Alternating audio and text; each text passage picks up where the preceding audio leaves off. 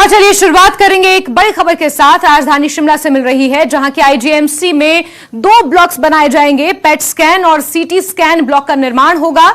आपको बता दें, न्यूक्लियर मेडिसिन विभाग में ये दोनों ब्लॉक बनाए जाएंगे। सीएम सुक्खू अब से कुछ ही देर बाद इसकी आधारशिला रखेंगे। सुबह 10 बजे का कार्यक्रम तय किया गया है, जहां स्वास्थ्य मंत्री कर्नल धनीराम शांडिल भी इस दौरान मौजूद रहेंगे। सीपीएस संजय अवस्थी और एमएलए हरीश जनार्था भी इस दौरान मौजूद रहेंगे। आपको बता दें, 10 बजे इसकी आधारशिला रखेंगे सीएम सुक्खू और 2 ब्लॉक्स का निर्माण होना है।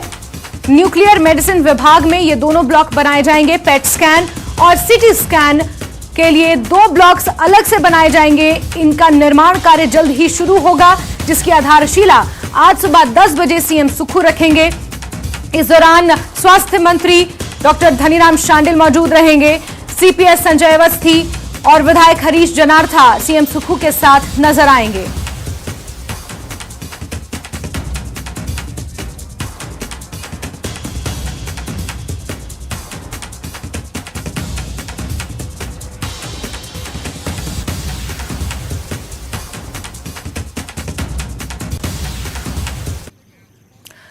और आईजीएमसी में होने वाले इस आधारशिला कार्यक्रम पर हम ज्यादा जानकारियां लेंगे हमारे सहयोगी राजेंद्र से, लेकिन उससे पहले बात एक बड़ी खबर की कर लेते हैं।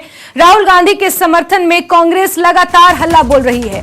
धरना प्रदर्शन हो रहे हैं। प्रेस कॉन्फ्रेंस का सिलसिला लगातार जारी है। केंद्र सरकार और भाजपा पर कांग्रेस हमलावर नजर आ रही है। शिमला में पार्टी मुख्यालय में प्रेस कॉन्फ्रेंस आज होनी है। राज्यसभा सांसद शक्ति सिंह गोहिल ये प्रेस कॉन्फ्रेंस करेंगे और केंद्र सरकार पर निशाना साधेंगे। प्रदेश अध्यक्ष प्रतिभा सिंह भी इस दौरान मौजूद रहेंगी। राहुल गांधी के समर्थन में ये कांग्रेस प्रेस कॉन्फ्रेंस करने वाली है, जहां लगातार केंद्र सरकार को लेकर कांग्रेस पार्टी मुखर नजर आ रही है। वहीं इस प्रेस कॉन्फ्रेंस के जरिए भी केंद्र सरकार पर हमला बोलने की कांग्रेस ने तैयारी कर ली है। प्रदेश कांग्रेस मुख्यालय में आज ये प्रेस कॉन्फ्रेंस होनी है। राज्यसभा सांसद इस प्रेस कॉन्फ्रेंस की अध्यक्षता करेंगे। सीधे रुख करते हैं हमारे सहयोगी रणबीर का, ज्यादा जानकारियों के साथ इसी खबर पर जुड़ गए हैं। रणबीर, दिल्ली से लेकर शिमला तक लगातार कांग्रेस पार्टी केंद्र सरकार को घेरने की कोशिश कर रही है राहुल गांधी के मुद्दे पर, और आज एक बार फिर से प्रदेश मुख्यालय में प्रेस कॉन्फ्रेंस होने वाली है। प्रतिभा सिंह उस दौरान मौजूद रहेगी और हम ये अनुमान लगा रहे हैं कि जोरों शोरों से आज भी केंद्र सरकार पर हमला बोला जाएगा।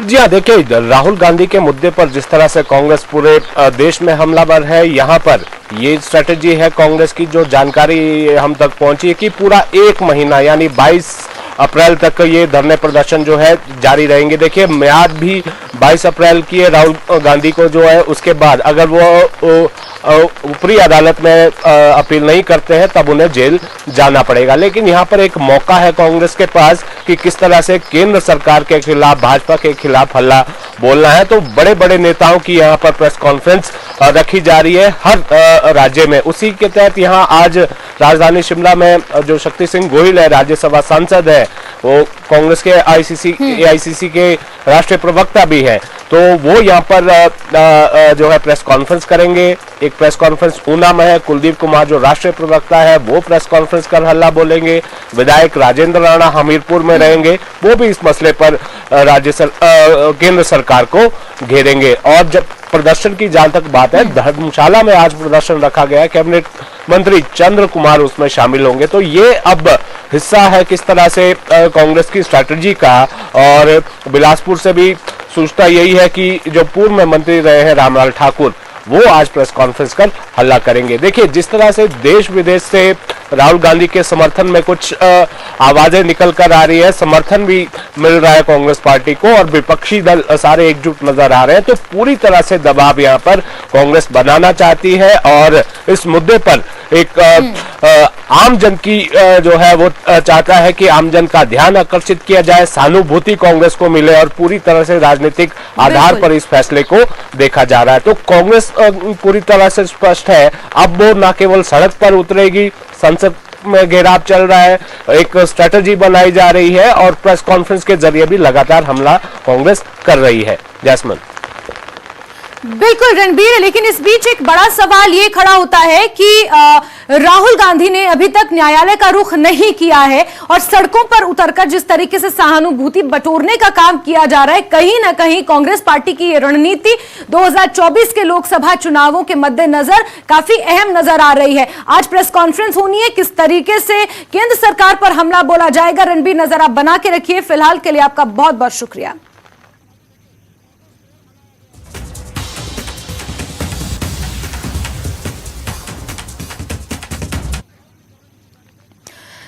चलिए आगे बढ़ेंगे और खबर आपको चंबा से देंगे, जहां के पास सरूथा नाला में भूस्खलन की वजह से पानी की पाइपलाइन टूट गई है। इसकी वजह से पिछले कई दिनों से लोगों को आवाजाही में तो दिक्कत हो ही रही है, अब चंबा को पीने के पानी की भी किल्लत का सामना करना पड़ रहा है। यहां पर एक पुल के निर्माण कार्य के दौरान भूस्खलन शुरू हुआ था, लेकिन अब भूस्खलन का सिलसिला बन गया है।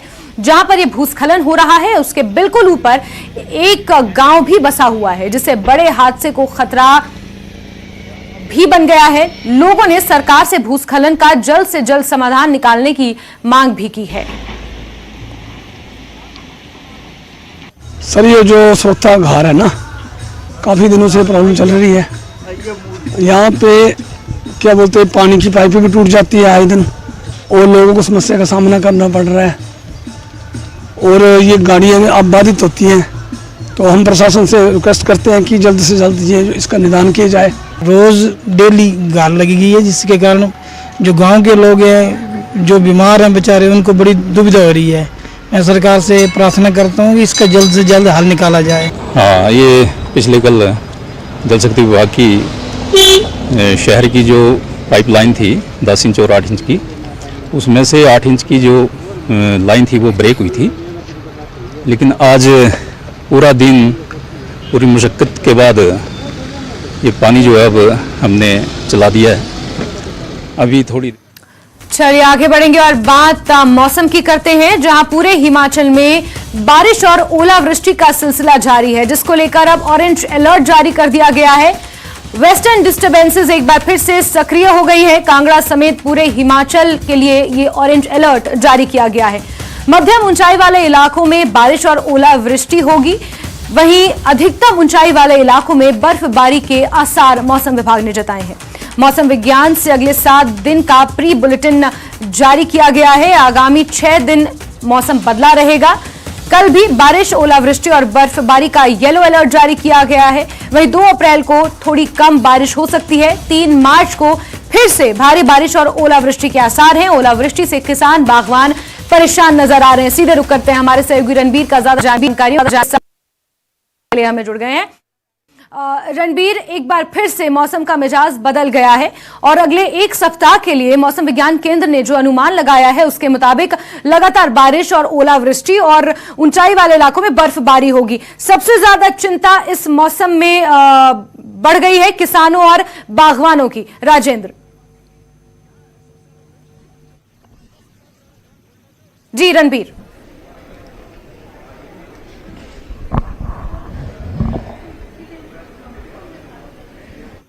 विभाग का अलर्ट है। आज के लिए पूरे प्रदेश में ऑरेंज अलर्ट जारी किया गया है। अभी जो थोड़ी देर पहले मौसम विभाग की तरफ से जो नाउ कास्ट होता है, जो 3 घंटे के लिए होता है, तो 6 जिलों में भारी बारिश की संभावना जताई गई है। सही कहा आपने कि जो चिंताएं हैं बागवानों को ज्यादा है, खासकर स्टोन फ्रूट की अगर हम बात करें या दूसरे फलों की बात करें, सेब की बात करें, फ्लावरिंग सीजन अब जो है शुरू होने वाला है। इससे सेब की फ्लावरिंग पर जो है असर पड़ सकता है, तो इसलिए चिंताएं बढ़ गई है किसानों बागवानों की। और इस वक्त टेम्परेचर थोड़ा ज्यादा चाहिए होता है ताकि जो फूल है वो खिल सके। लेकिन यहाँ पर मौसम विभाग का ये कहना है कि आज के लिए ऑरेंज अलर्ट है।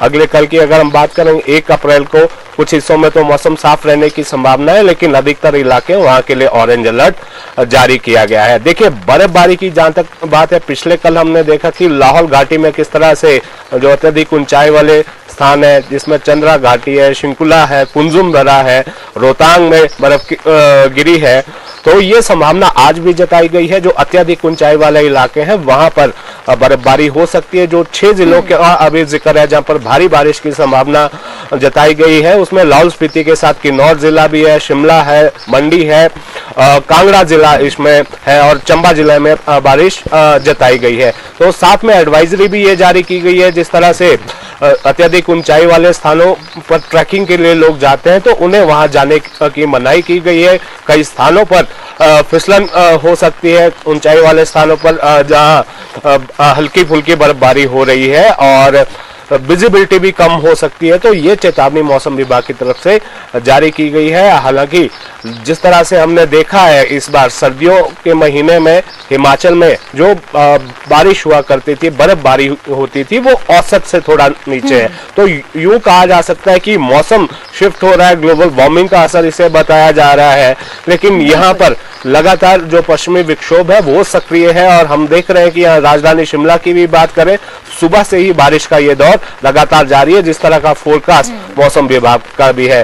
तो ये बारिश का दौर जो है शायद 3 अप्रैल तक यूं ही जारी रहेगा। लेकिन जो अलर्ट है वो आज के लिए है। ओलावृष्टि की अगर हम बात करें तो आनी में ओलावृष्टि हुई है पिछले कल और ऊपरी शिमला के कुछ इलाकों में ओले गिरे हैं, जिससे तो हाल ही में जिस तरीके का मौसम नजर आ रहा है पूरे हिमाचल प्रदेश में, और अगर यूं कहा जाए कि लगभग पूरे उत्तर भारत में जिस तरीके से एक बार फिर से वेस्टर्न डिस्टर्बेंसेस सक्रिय हो गई हैं, जिस वजह से मौसम एकदम पलटा हुआ नजर आ रहा है, खासतौर पर किसानों और बागवानों की चिंता इस मौसम ने बढ़ा दी है। रणबीर, बहुत शुक्रिया तमाम जानकारियां साझा करने के लिए।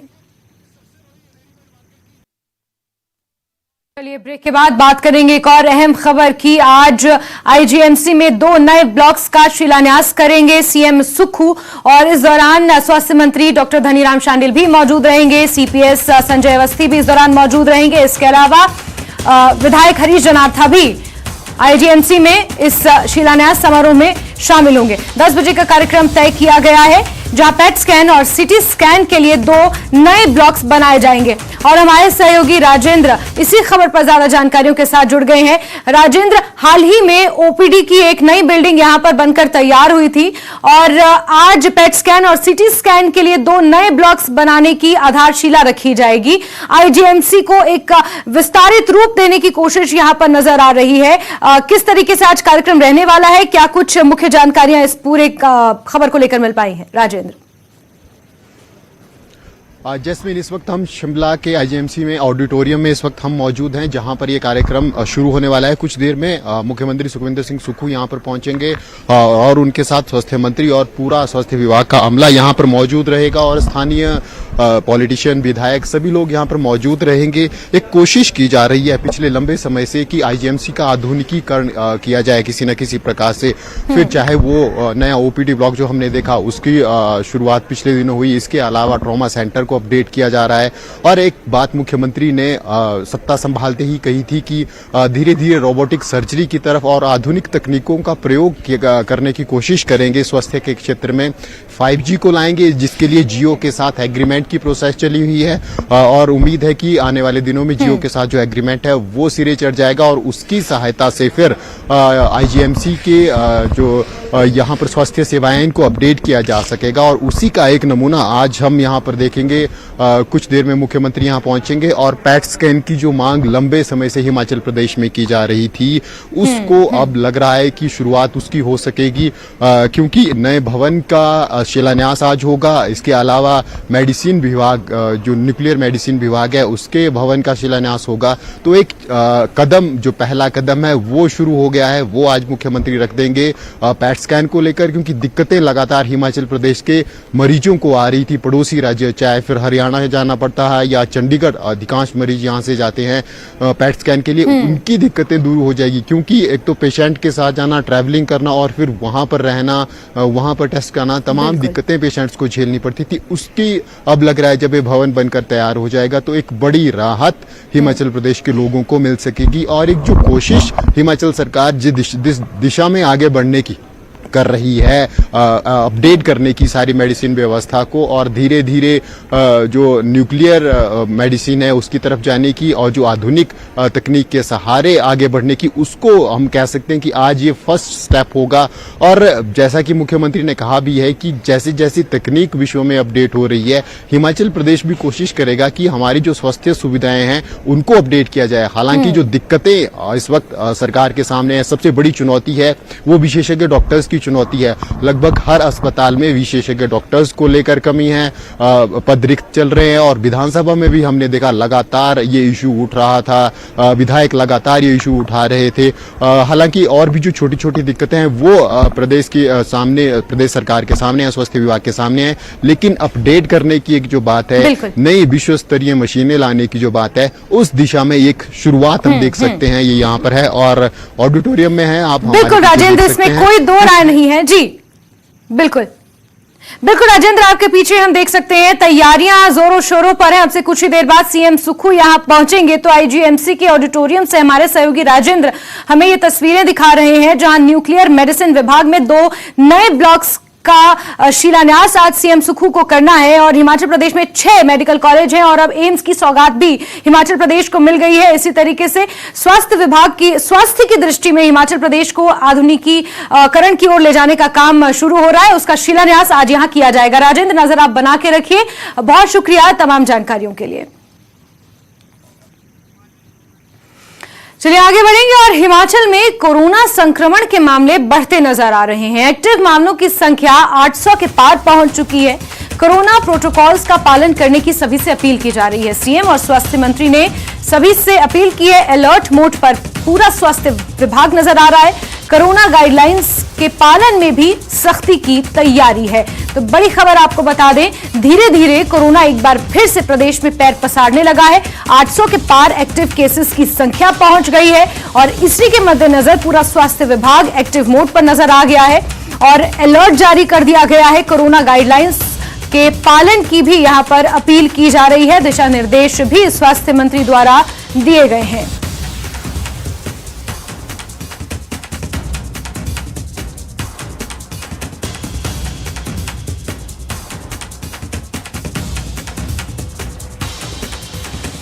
बड़ी खबर आपको बता रहे हैं, लगातार पूरे देश में कोरोना संक्रमण के मामले लगातार बढ़ते जा रहे हैं और इसी सिलसिले में हिमाचल प्रदेश में भी 800 से ज्यादा एक्टिव केसेस पाए गए हैं। कोरोना गाइडलाइंस के पालन की अपील सभी से की जा रही है। पूरा स्वास्थ्य महकमा अलर्ट मोड पर नजर आ रहा है। कोरोना प्रोटोकॉल्स पालन करने की अपील सभी से की जा रही है। खबर मंडी से है, जहां राज्य स्तरीय सुकेत देवता मेले का समापन समारोह सवालों के घेरे में आ गया है। मंडी जनपद के आराध्य बड़ादेव कमरूनाग पहली बार रुष्ट होने के कारण शोभा यात्रा में शामिल नहीं हुए। राज्य स्तरीय सुकेत मेला के समापन अवसर पर महामाया मंदिर से लेकर जवाहर पार्क तक भले ही भव्य जलेब निकाली गई, लेकिन सदियों पुरानी परंपरा के अनुसार शाही जलेब में महामाया की पालकी के पीछे बड़ादेव कमरूनाग को स्थान नहीं मिलने पर वो रुष्ट हो गए और अकेले ही मेला स्थल पहुंच गए।